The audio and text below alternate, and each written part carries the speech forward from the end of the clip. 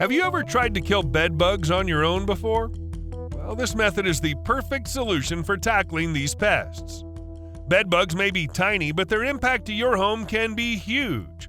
Known to be challenging to treat as they shelter in the narrowest of gaps such as seams of mattresses, bed frames, or behind furniture, bedbugs live by feeding on the blood of their host by injecting their saliva into your skin, then sucking out blood for 10 minutes. Bedbugs are attracted to body heat and carbon dioxide that's evaporated from human skin.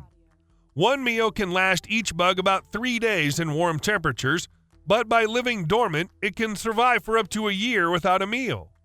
Bedbugs must be treated very seriously due to their bites and because female bedbugs lay a huge number of eggs.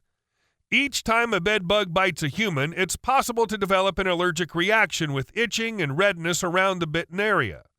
There are several DIY methods we can use to help us get rid of bedbugs, but baking soda is by far the most popular. So how does baking soda work to kill a bedbug infestation? Baking soda is able to absorb all the fluids on the waxy layer of a bedbug shell, causing them to dehydrate. The small granules of baking soda can also cut into a bedbug shell and cause internal bleeding.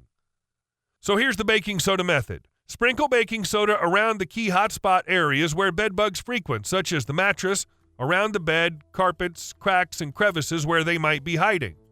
You're going to need to leave the baking soda for a few days in these areas and then vacuum it up and repeat the process again.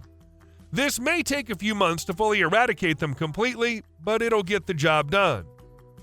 I hope you've enjoyed this video. If you have, please subscribe to Natural Health Remedies and don't forget to give this video the thumbs up. And I'm sure you're going to enjoy our next video on how to get rid of a number of pests using baking soda. Thanks for watching, and bye for now.